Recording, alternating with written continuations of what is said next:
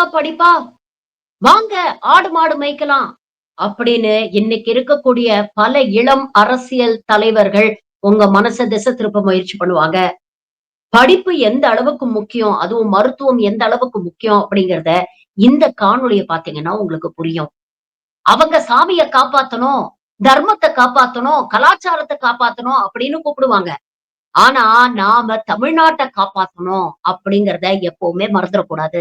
தமிழ்நாட்டுல மாவட்டந்தோறும் மருத்துவக் கல்லூரி தொடங்கி இன்னைக்கு என்ன நிலைமையில இருக்கணும்னா, உலக சுகாதார நிறுவனம் வேர்ல்டு ஹெல்த் ஆர்கனைசேஷன் WHO உங்களுக்கு தெரியும், அது ஒரு அறிக்கை கொடுத்திருக்கு. என்ன சொல்லுதுன்னா, ஒரு நாட்டுல மருத்துவர்கள் எவ்வளவு பேர் இருக்கணும்னா 1000 பேருக்கு ஒரு டாக்டர் இருக்கணும்னு சொல்லுது.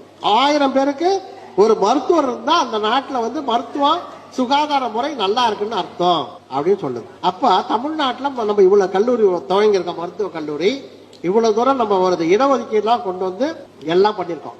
தமிழ்நாட்டோட நிலைமை என்னன்னா 250 பேருக்கு ஒரு டாக்டர்.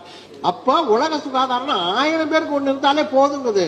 நம்ம 250 பேருக்கு ஒரு டாக்டர் கொண்டு வந்திருக்கோம். உத்தரப்பிரதேசத்துல 4000 பேருக்கு ஒரு டாக்டர். இந்த 250 பேருக்கு ஒரு டாக்டர் இருக்குது அமெரிக்காவில் கூட கிடையாது, ஜெர்மனியில கிடையாது. நம்ம யாரோட இருக்கோம்னா நார்வே போன்ற ஒரு நாடுகள். நார்வேங்கிறதா உலகத்துல டாப் கண்ட்ரி, அமெரிக்கா கிடையாது. நார்வே தான் உலகத்துல எல்லா பேராமீட்டர்லயும் டாப்ல இருக்கக்கூடிய ஒரு நாடு. படிப்பு, சுகாதாரம், தூய்மை எல்லாத்தையும் நம்பர் 1.